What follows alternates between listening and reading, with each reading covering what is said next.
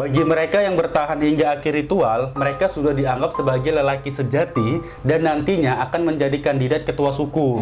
Kemudian bagi mereka yang gagal ataupun pingsan, mereka akan diturunkan dari gantungan dan dibiarkan hingga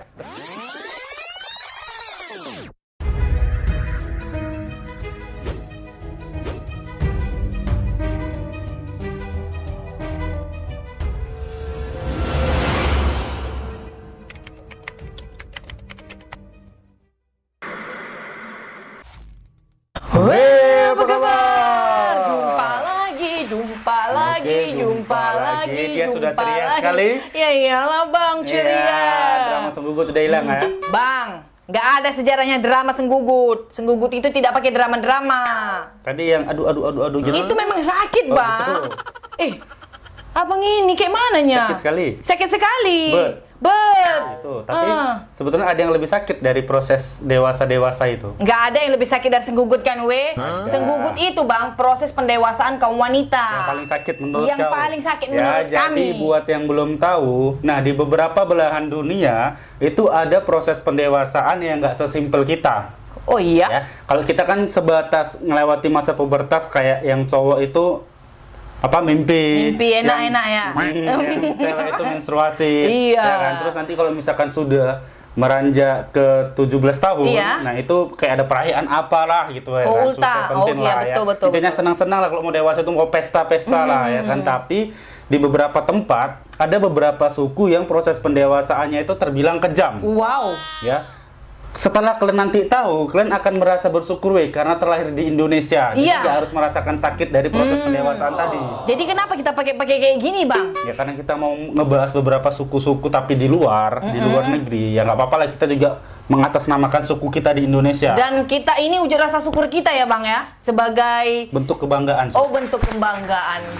Oke, tanpa basa-basi biar kalian tahu juga informasinya dengan lebih cepat. Iya. Yuk kita lanjut. Oke, yang pertama kita mulai dari suku Mandan ya. Nah, suku Mandan ini memiliki satu ritual khusus sebagai bentuk pendewasaan tapi cukup kejam, Sud. Ya, mereka menyebutnya dengan ritual Okipa. Ritual ini dimulai dengan tarian bison yang kemudian dilanjutkan dengan proses pengorbanan diri yang sangat menyiksa. Wow. Mereka harus menyiapkan keberanian dan membiarkan para roh merasuki raga mereka, Para pemuda yang akan menjalani Okipa diharuskan untuk berpuasa, jadi nggak makan, nggak minum, dan nggak tidur selama 4 hari. Kemudian mereka nanti akan digiring menuju gubuk-gubuk yang sudah disiapkan untuk ritual. Ritual Okipa dimulai dengan menusukkan kulit bagian dada, bagian bahu dengan sebuah besi yang sudah dikaitkan oleh tali, kemudian nanti akan digantung di atap gubuk. Terus kan yang nggak habis pikir, para pemuda tadi itu diwajibkan untuk tersenyum selama proses ritual berlangsung. Ya, karena Okipa dianggap sebagai ritual keagamaan yang harus dijalani dengan ikhlas. Jadi kita disiksa, tapi kita Disiksa dipaksa tapi untuk senyum. Bagi mereka yang bertahan hingga akhir ritual, mereka sudah dianggap sebagai lelaki sejati dan nantinya akan menjadi kandidat ketua suku. Kemudian bagi mereka yang gagal ataupun pingsan, mereka akan diturunkan dari gantungan dan dibiarkan hingga tersadar dengan sendirinya, Sud. Nah, tapi setelah itu mereka diwajibkan untuk melanjutkan ritual Okipa pada periode berikutnya. Suku Kemri dari Provinsi Sepik, Papua Nugini juga memiliki ritual yang ekstrim, Jok. Di mana bagian punggung, bahu, dan atas perut pemuda disayat hingga meninggalkan bekas luka menonjol seperti kulit buaya, Bagi suku Kemri, buaya adalah simbol spiritual dan kekuasaan. Mereka meyakini mitos kuno tentang seekor buaya yang berimigran dari Sungai Sepik untuk mulai berjalan di darat seperti layaknya manusia. Sebelum memulai ritual, anak laki-laki dibawa ke rumah roh oleh paman mereka untuk tinggal di sana. Lamanya sekitar 6 mingguan gitulah. Kemudian, pada hari ritual, tubuh anak laki-laki akan disayat-sayat oleh ketua suku dengan bambu yang diruncingkan. Kemudian, pria dewasa lainnya meniupkan suling-suling untuk menenangkan anak laki-laki dan menutupi luka-luka dengan minyak pohon dan lumpur sungai untuk mencegah infeksi.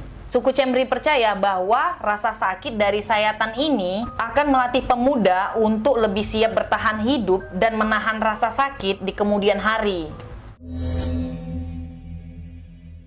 Untuk memasuki fase kedewasaan, anak laki-laki dari suku Unambal harus menjalani siksaan fisik yang ekstrim. Para ketua suku akan memotong kulit dari berbagai bagian tubuh anak laki-laki seperti dada, lengan, bahu, hingga bokong. Mereka akan menaruh pasir di atas luka-luka tadi dengan tujuan agar dapat menghasilkan bekas luka yang indah ketika nanti telah sembuh. Selain itu, anak laki-laki dari suku Unambal diharuskan menjalani sunat dengan cara-cara yang brutal. Dan ritualnya nggak berhenti sampai di situ aja. Ya, jadi nantinya ketika anak laki-laki sudah memiliki jenggot, mereka harus melaksanakan ritual lagi yang lebih menyakitkan, di mana bagian bawah penis akan disayat hingga terbuka dari dasar sampai ke lubang kencing. Suku Unambal percaya dengan melakukan ritual-ritual yang terlihat menyiksa ini akan membuat penis mereka terlihat menarik dan lebih ringan. Ya, agak aneh ya. Aneh. Kalian pasti tahu kan permainan bungee jumping? Tahu dong. Ini adalah salah satu aktivitas yang ekstrim, di mana kita harus melompat dari tempat ketinggian dengan posisi kaki terikat. Ya, terjun ke bawah ya. Terjun ke bawah. Tapi kan biasanya aktivitas ini dasarnya itu kan air. Iya betul ya. Kalau nggak air kayak matras tempat-tempat yang lembut biar supaya mana tahu nanti terjatuh atau apa aman. Safety ya, aman. Sebuah tradisi yang disebut nagol ini dilakukan oleh para pria dengan menaiki menara kayu setinggi 30 meter. Kemudian harus terjun ke bawah dengan kaki terikat pada tanaman rambat, tapi langsung berlandaskan tanah. Sementara menara kayu dibangun, para pria penerjun harus tinggal di gubuk yang sudah dibuat secara khusus Bahkan mereka harus menghindari kontak dengan wanita agar pikiran mereka jernih sebelum acara berlangsung Asal-usul nagol sendiri bermula dari sebuah legenda seorang wanita yang tidak suka pada suaminya. Dia marah karena suaminya ini gila seks sehingga si perempuan ini lari ke hutan. Karena dia tahu suaminya ini ngejar dia pergi nih manjat ke pohon. Terus suaminya ini nyusuli dia manjat ke pohon juga. Terus karena si istrinya tahu suaminya manjat ke pohon juga, istrinya ini terjun ke bawah dengan mengikatkan kakinya ke tanaman rambat. Dia terjun karena ditengok suaminya istrinya terjun, suaminya ini menerjunkan diri lah. Jadi si suami meninggal, si istri masih nyangkut karena kan kakinya diikat tanaman rambat. Gitu ceritanya. Nah, karena legenda itu, para pria mulai belajar untuk melakukan nagol supaya tidak mudah untuk ditipui oleh kaum wanita Suku Matis yang berada di pedalaman Brazil juga memiliki ritual pendewasaan yang dibagi dalam beberapa fase menyakitkan. Pada fase pertama, racun diteteskan ke mata anak laki-laki yang akan menginjak usia dewasa. Suku Matis percaya hal tersebut dapat meningkatkan indera penglihatan bagi anak laki-laki mereka. Kemudian pada fase berikutnya melibatkan siksaan fisik Jadi anak laki-laki akan dicambuk dan dipukuli berulang kali oleh ketua suku. Kemudian pada fase terakhir, anak laki-laki akan disuntik dengan racun kampo yang diekstrak dari katak dan monyet. Kampo tidak bersifat halusinogenik meskipun dapat menyebabkan respon psikologis yang ekstrim. Nah, selain itu, racun ini juga dapat menyebabkan berbagai efek pada tubuh seperti muntah dan gerakan usus yang tidak terkendali. Suku Matis percaya bahwa racun kampo tadi mampu meningkatkan daya tahan dan kekuatan anak laki-laki mereka serta membuat mereka menjadi pria sejati dan pemburu yang handal.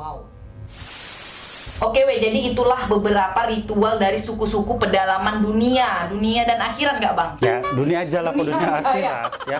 Jadi memang aku nggak habis pikir lah, kita harus melewati fase-fase yang menyakitkan untuk masuk ke tahap dewasa ya. Makanya aku berpikir, wah syukur kali aku nggak harus merasakan itu. Aku juga bang. Nah, ini laki-laki tadi yang kita bahas, bukan laki-laki. Laki-laki semua. Perempuan ada nggak ya bang kira-kira? Mungkin ada, mungkin akan kita bahas next video lah. Oke.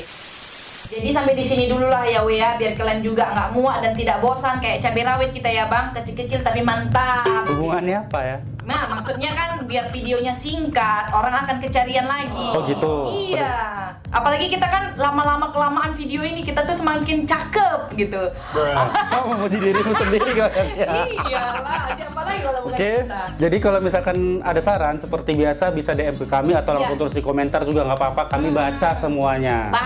Kami baca karena masih belum sibuk ya bang. Masih belum sibuk. Udah sibuk pun tetap baca kan bang? Baca tenang aja kalian. Jadi kalian jangan lupa yang belum subscribe, like and share. Oke sampai di sini dulu. Aku Suci Dewa. Ya aku Joko. Kami udah nggak sabar untuk ketemu kalian lagi. Dadah.